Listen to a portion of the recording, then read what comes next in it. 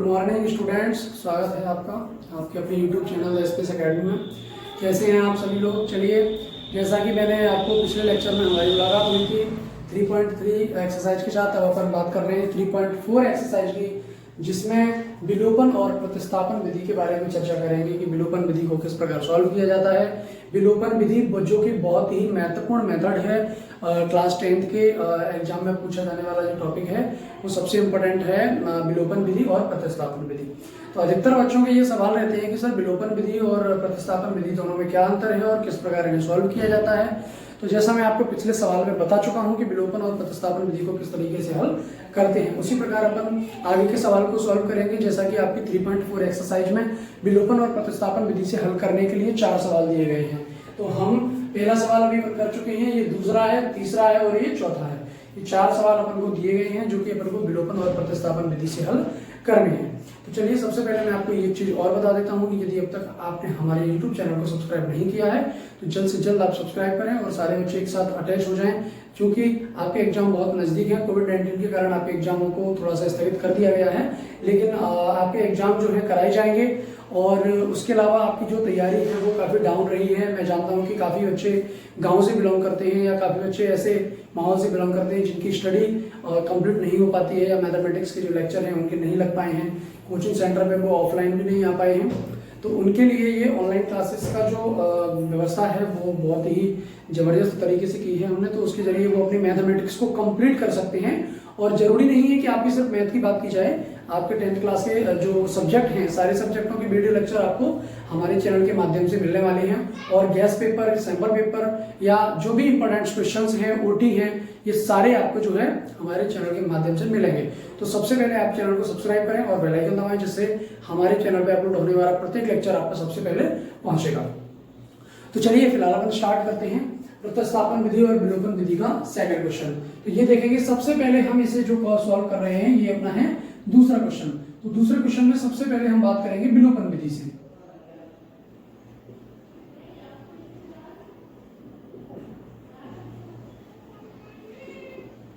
सबसे पहले हम विलोपन विधि से देखेंगे कि विलोपन विधि क्या होती है, विलोपन विधि से कैसे सवाल को किया जाता है। सबसे पहले अपन बात कर रहे हैं इस सवाल की। ये जो सवाल दिया गया है ये अपना जो है पहला सवाल है, जिसे अपन विलोपन विधि से पहले करेंगे, उसके बाद अपन प्रतिस्थापन विधि से करेंगे। तो चलिए, सबसे पहले हम विलोपन विधि से कर रहे हैं। दोनों समीकरणों को आप नोट कर लीजिए। ये आपका दिया गया है 3x + 4y = 10, ये अपना पहला समीकरण दिया गया है। उसके बाद अपन देखेंगे 2x - 2y = 2, ये आपका दूसरा समीकरण दिया गया है। इसी प्रकार से आपको 2 समीकरण दिए जाएंगे। अब उन दोनों समीकरणों को आपको क्या करना है ये आप जो है थोड़ा सा देखेंगे। चलिए, तो सबसे पहले हम शुरुआत करेंगे। जैसा कि मैंने आपको बताया था कि विलोपन विधि में एक चर को विलोप करना होता है, मतलब उसको विलुप्त करना पड़ता है। चाहे आप x के चर को विलुप्त कर लीजिए, चाहे आप y के चर को विलुप्त कर लीजिए। तो देखिए, यदि हम इन दोनों को एक जैसा बनाएंगे तो अपन को 2 का मल्टीप्लाई ऊपर करना पड़ेगा तो 6 हो जाएगा, और ऊपर वाले का मल्टीप्लाई नीचे करना पड़ेगा तो 6 हो जाएगा, तब ये दोनों 6x हो पाएंगे। लेकिन यहाँ पे देखिए, ये y को विलुप्त करना अपना आसान होगा, क्योंकि ये 4y है और नीचे वाले को 4y बनाने के लिए इसमें 2 का मल्टीप्लाई करना है। और ये बिल्कुल भी जरूरी नहीं होता है कि हम मल्टीप्लाई कौन सी संख्या का करेंगे, ये सिचुएशन पे डिपेंड करता है कि वहां हमें किस प्रकार की रिक्वायरमेंट है। तो यहाँ हमें किसकी जरूरत है कि यहाँ यदि 4 आ जाए तो ये देखिए, ये प्लस का 4y है और ये माइनस का 4y हो जाएगा, क्योंकि इसमें 2 का मल्टीप्लाई पर कर देंगे तो ये दोनों आपस में कट जाएंगे। तो देखिए, अपन यही करेंगे। तो यहाँ पे लिख देंगे समीकरण 2 में 2 का गुणा करने पर, ये अपने मन से करते हैं। तो यहाँ पे आप क्या कर रहे हैं, समीकरण 2 में अपन 2 का गुणा कर रहे हैं। तो देखिए, 2 का गुणा यदि आप इसमें, तो पहले तो इस समीकरण को आप उतार लीजिए यहाँ पे, 3x + 4y = 10, ठीक है। उसके बाद इसमें 2 का मल्टीप्लाई को करना है। तो ये देखिए, 2 का गुणा करना है। कैसे करेंगे भाई, 2 दूनी 4x - 2 दूनी 4y = 2 दूनी 4, राइट। तो ये अपनी इक्वेशन आ गई है। अब अपन यहाँ पे क्या करेंगे, इसे जोड़ने पर काट देंगे।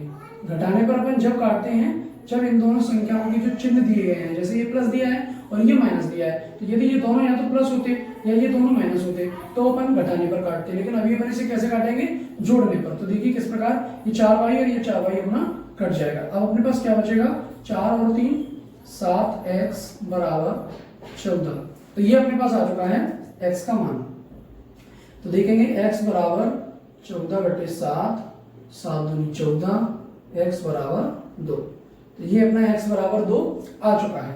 अब अपन क्या करेंगे, ये अपनी वैल्यू क्लियर हो चुकी है कि x की वैल्यू अपनी कितनी आ गई है 2। कैसे आई, एक बार फिर से रिपीट करेंगे अपन इसको। ये दो चर दिए जाते हैं, तो इनमें से या तो इसे विलुप्त करिए या इसे विलुप्त करिए। तो अपन को कैसे करना है कि ये 4y ऊपर था, नीचे वाले को 4y बनाने के लिए इसमें अपने 2 का गुणा कर दिया।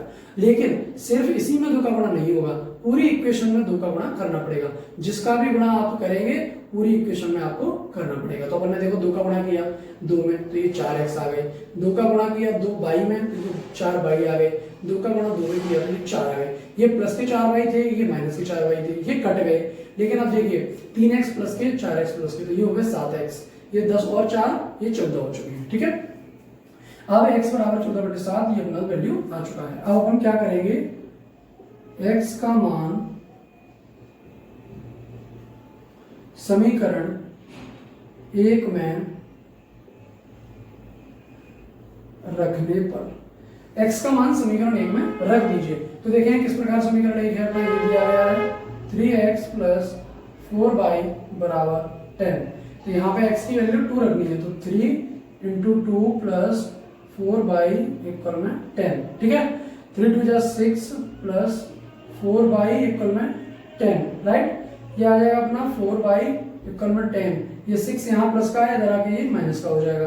तो ये आ जाएगा अपना 4y इक्वल में ये 4 आ जाएगा, और अपना आ जाएगा y इक्वल में 4/4।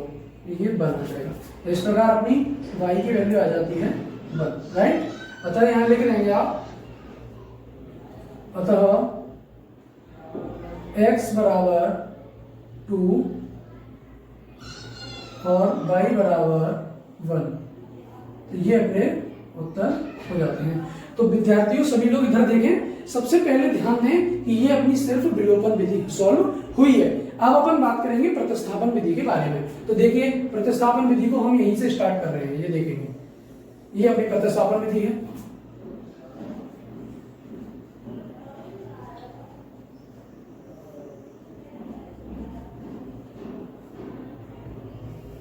ये हमारी विलोपन विधि से आंसर आ चुका है, x बराबर 2 और y बराबर 1। अब अपन करेंगे प्रतिस्थापन विधि से।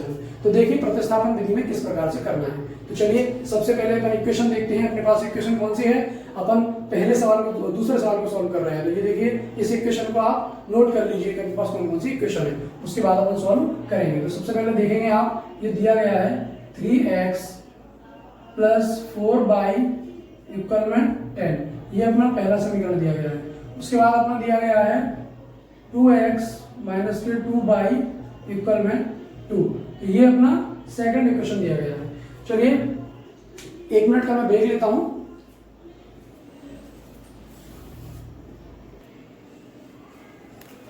चलिए देखते हैं। तो अपना क्या था, ये अपनी प्रतिस्थापन विधि थी। अब प्रतिस्थापन विधि में भी सेम इक्वेशन दी गई है अपन को। अब इनको क्या करना है, ये विलोपन से बिल्कुल अलग है। विलोपन में क्या करना पड़ता है, एक चर को विलुप्त करना पड़ता है, और प्रतिस्थापन में क्या करना पड़ता है भाई, इनको आप देख लेंगे। तो यहाँ पे सबसे पहले आप देखेंगे इसका हल क्या है। इसमें क्या है, किसी एक समीकरण से सवाल को सॉल्व किया जाता है। जैसा कि आप लोग देख रहे हैं, किसी एक समीकरण से सवाल को सॉल्व करेंगे, जो समीकरण को आप पहले नोट करेंगे और उसमें से एक वैल्यू निकालेंगे। तो इस प्रकार देखेंगे आप क्या करना है। तो हम मान के चलते हैं समीकरण 1 से हल करने पर, तो हम पहले समीकरण से हल कर रहे हैं। तो पहले समीकरण से कर रहे हैं, तो पहले समीकरण को आप उतार लीजिए। 3x प्लस 4y इक्वल में 10। अब अपन पहले समीकरण से हल कर रहे हैं, तो यहाँ पे अपन चाहे तो x की वैल्यू निकाल लीजिए, चाहे आप y की वैल्यू निकाल लीजिए। अब अपन को कैसे निकालनी है वो देख लीजिए। यदि अपन x की वैल्यू निकालेंगे तो आप इस संख्या को यहीं छोड़ देंगे और ये संख्या आप बराबर के उधर पक्षांतर कर देंगे। तो देखिए कैसे, मैं बता देता हूँ। 3x इक्वल में 10, ये 4y उधर भेज दीजिए, बराबर के उधर भेजना है। तो इधर प्लस का उधर आके क्या हो जाएगा, ये माइनस का। उधर आने का मतलब ये होता है कि ये बराबर की जो संख्या यहाँ पे जो बराबर लिखा हुआ है, उसके इधर अगर यदि कोई संख्या है, उसे उधर भेजने के लिए अपन को साइन चेंज करना पड़ता है। तो अपन ने कर दिया। अब अपन देखेंगे x बराबर 10 माइनस 4y अपॉन में 3। तो ये अपना इक्वेशन तीसरा बन जाता है। देखिए यहाँ पे जो 3 था वो इसकी पट्टी में चला गया, ये अपनी इक्वेशन 3 बन गई। अब यहाँ पे अपना x का वैल्यू भी आ चुका है। अब अपन क्या करेंगे, यहाँ पर रखेंगे x का मान समीकरण। अब कौन से समीकरण में रखना है, ये सबसे बड़ा प्रश्न होता है। तो मैं आपको बता देता हूं, बिल्कुल सिंपल है ये। कैसे बताना है, देखिए यदि आप पहले समीकरण से सवाल को सॉल्व कर रहे हैं तो ये वाला मान आपको दूसरे में रखना पड़ेगा, और यदि आप दूसरे से सॉल्व कर रहे हैं तो ये वाला वैल्यू आपको पहले में रखना पड़ेगा, जस्ट अपोजिट में रखना पड़ता है। तो ये बिल्कुल भी कंफ्यूजन वाली बात नहीं है, इसमें बिल्कुल बहुत ही सिंपल है कि यदि आप पहले समीकरण से सॉल्व करेंगे तो वैल्यू को तुरंत दूसरे समीकरण में पुट कर दीजिए। तो देखिए हम यहाँ समीकरण 1 से हल करने पर अपन लिखा है, तो अपन इस x के मान को समीकरण 2 में रख दीजिए।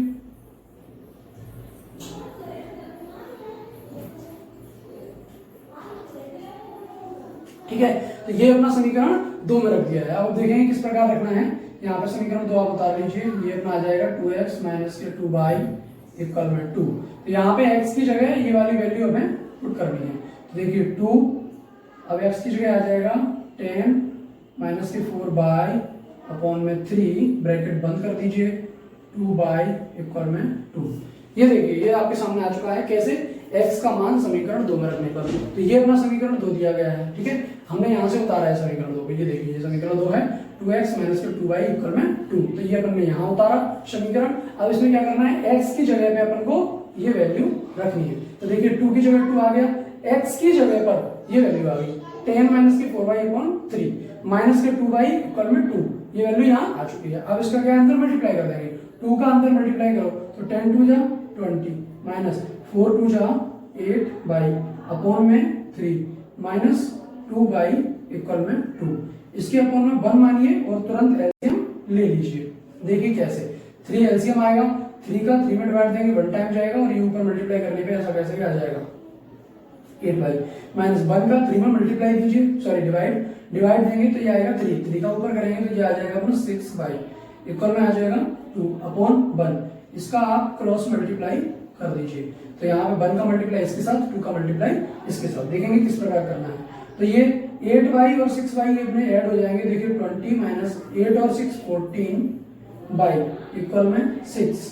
अब अपन को क्या करना है, माइनस के 14 बाई इक्वल में 6, ये प्लस के 20 है, उधर आएंगे माइनस के 20 हो जाएंगे। ये माइनस के 20 हो जाएंगे तो अपन क्या करेंगे, माइनस के 14 बाई इक्वल में यहाँ कितना बचेगा भाई, ये बचेगा अपना 14 माइनस के, तो माइनस से माइनस कट जाएगा और ये अपना आ जाएगा बाई इक्वल में 14 अपॉन 14 इक्वल में 1। तो ये वैल्यू आ जाएगी अपने पास बाई की 1। तो ये बाई की वैल्यू अपने पास कितनी आ चुकी है, 1। तो ये सवाल अपना प्रतिस्थापन विधि से चल रहा है। तो बाई की वैल्यू अपने पास एग्जैक्ट आ चुकी है, ये है अपनी 1। अब अपन क्या करेंगे, इस बाई की वैल्यू को समीकरण 3 में रख देंगे। तो ये देखिए मैं यहां से करके बता देता हूं आपको। यहां लिखेंगे आप बाई का मान समीकरण 3 में रखने पर, बाई का मान कहाँ में रखना है तुमको, समीकरण 3 में। समीकरण 3 अपना कहाँ है, ये जो अपना बन के आया था। तो इसे आप नोट कर लीजिए कैसे करना है। देखिए x इक्वल में 10 माइनस के 4 बाई अपॉन 3, x इक्वल में 10 माइनस के 4। बाई की जगह अपना कितना आना है भाई, ये देखिए बाई की वैल्यू 1 है, ये 1 आ चुका है। उसके बाद आप यहाँ करेंगे 3, x इक्वल में ये आ जाएगा 10 माइनस के 4 बन जाओ 4 अपॉन 3, x इक्वल में 6 अपॉन 3, 3 2 जा 6। तो ये अपना आ जाएगा x इक्वल में 2। अतः यहाँ लिख देंगे अपन दोनों के मान। तो x बराबर आ जाएगा 2 और y बराबर आ जाएगा 1। चलिए सभी स्टूडेंट्स ध्यान देंगे, ये वाला जो प्रतिस्थापन विधि का क्वेश्चन था ये अपना सॉल्व हो चुका है, और ये अपना विलोपन का सॉल्व हो चुका है। इसमें अपना ये दूसरा जो प्रश्न है वो कंप्लीट सॉल्व हो चुका है। अब अपन जो नेक्स्ट लेक्चर देंगे उसमें होगा अपना ये तीसरा और चौथा सवाल। तो चलिए ये अपना कौन सा सवाल हो चुका है, ये अपना हो चुका है सेकंड क्वेश्चन का। ये विलोपन से भी हो गया है और ये प्रतिस्थापन से हो गया। चलिए अब अपन स्टार्ट करते हैं ये क्वेश्चन नंबर 3। तो देखेंगे क्वेश्चन नंबर 3 के बाद।